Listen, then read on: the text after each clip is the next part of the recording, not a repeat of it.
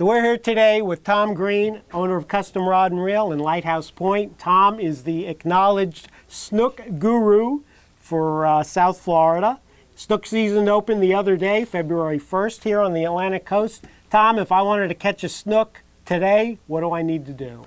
Well, Steve, you got a variety of things you can do. We've had a tremendous shrimp run the last week or two. So there's snook coming through the inlet, feeding on the shrimp as well as tarpon. Early morning, late afternoon is the best time. Normally, the best time is start of the outgoing tide. Okay. Normally. That's when we're going from the start of the high tide going out to low. Going out to low. Okay. And normally I like to do that type of stuff after 10 or 11, 12 o'clock at night. That's after the boat traffic slowed down. Okay. After the noise is slowed down. After everything is calmed down. Varieties, let's say. There's a lot of baits on the market. Okay, this is a Storm, WildEye, Swim Shad. 5-inch size, 5-inch mullet. half, 3/4 ounce type bait, okay? We're So taking that's a piece. weighted bait. It's a weighted bait, With a, all right? and that gives it its swimming That's action. swimming action. I tie a Tom Greene upside down knot here. We'll show that later. Come back through, pull it down, just slide down. Now you've got a piece of 40, 50, 60-pound leader material. We can either tie this to a swivel or we'll tie a knot and splice it to a bimini so the line goes through your guides very easily. To our main line. Or for the main line, okay? What would you recommend for that main line? Well, I'm using Kevlar with a bait cast or a spinning rod, anywhere from 12, 15, right on up to 40 or 50-pound line. Braided line. Braided line works better. The reason being is I can take this in the inlet, I can throw it out or off the bridge. A snook in general is on the bottom. Right. You ever see them? They're down there. They come up to feed, yes. So this is one type of lure. Okay. We can take a red and white. We can take a clear, all right? Okay. These particular ones that work. Another jig that's been around forever is what's called a red-tail hawk. We don't know why it's called a red-tail hawk, but the manufacturers have always just put a couple of pieces of red in it. Mm-hmm. Red and white. Red and white colors, normally is the classic color. The other thing that's come on big the last 5, 10 years is anything made with mylar. Okay. A jig with mylar represents just the shininess of the bait.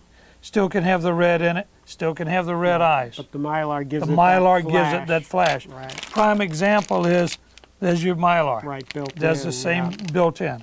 Okay. There's another lure we used for years called the Mr. Wiffle Jig, which actually had holes in the tails. Yeah, the old Mr. Wiffle. The old Mr. Wiffle. And that swims as good as anything ever made. Really? Yeah, Wow. it's still a great lure, okay? You can turn around. There's so many lures on the market. These happen to be your Zuris. There's mirror lures. There's a variety of lures. Okay, the other thing is a lot of times that happens is you got a large school of bait on the surface. The bait comes up. The birds dive on them, okay? The birds are eating them from the top. The fish are eating them from underneath. But if I can fish under the school of bait, I've got a better chance of catching the fish. Sure. The fish on the top is not the ones you see them blow them up and eat them, but let's fish underneath them. That's where the fish are Right. feeding. Yeah, your bait's like the weak link. My in bait that is the weak school of link, fish, exactly. yeah. All right? Now, let's talk about shrimp. This time of year, we've got a lot of shrimp coming through. And you remember last week, everybody was going to the inlet, and they're dipping shrimp. Right. One guy says, you know, I can only eat so many shrimp. I get a 5-gallon bucket, and I see the fish blowing up everywhere. What do I do? I said, very simple. Take the same piece of 40, 50-pound leader material, take a 1020 type hook, and I snell it because it's easy to do. Stick the line through the back end of the hook, through the eye. Okay. I'm going to pull it to the left. I'm going to turn it like that. So you're making a loop. I'm making a loop, and all I'm going to do is start from the back of the hook and wrap up. So I'm going to wrap up like 6 or 8 times. I'm going to hold it with my fingers here so it doesn't slip. I'm going to pull the tail, and I just lassoed my hook on with my fishing line. So you didn't actually tie a knot. Yeah, it's actually almost like a uni knot, but it's looped into there. Okay, now I've got another way of showing this that people understand very easily, all right?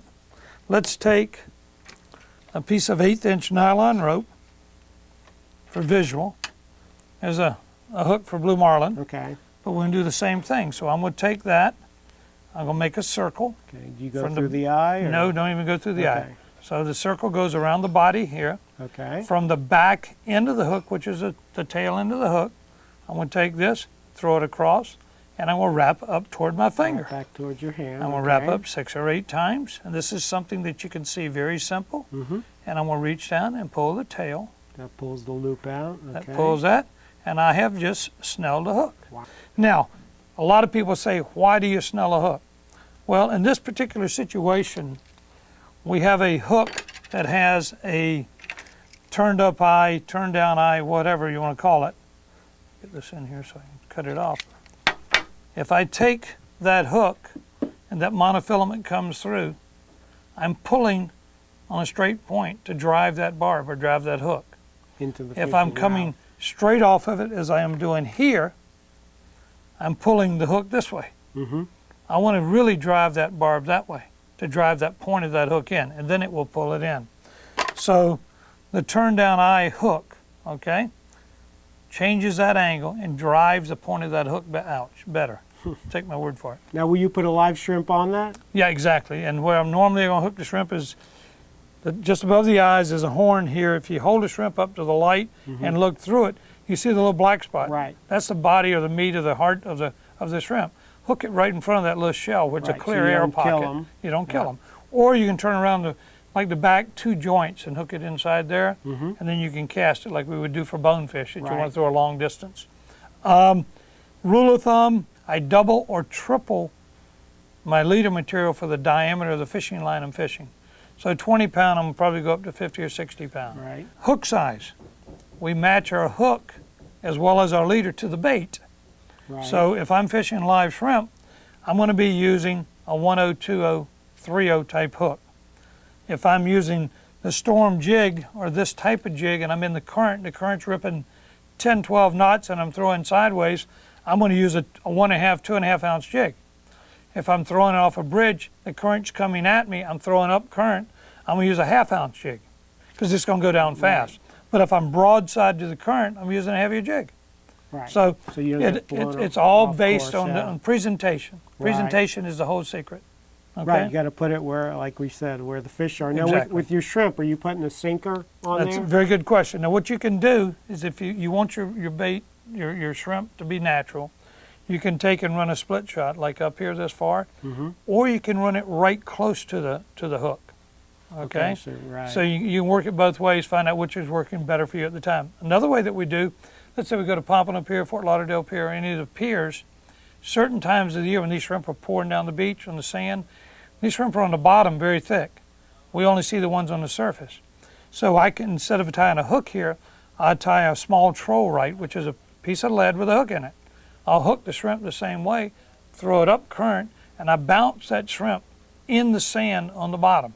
Where the other shrimp Where the are. other shrimp are at. So when that snook swimming along the bottom, he sees a shrimp jumping that's running away from him, he's going to go over and nail it. There might be 15 other shrimp around it, but that one that keeps coming up, he's going to eat that one. Think about what you're doing, your presentation, your bait, the whole bit, and you'll have no problem. Tight lines and good fishing. Okay, great stuff. For more videos like this, go to sunsentinel.com.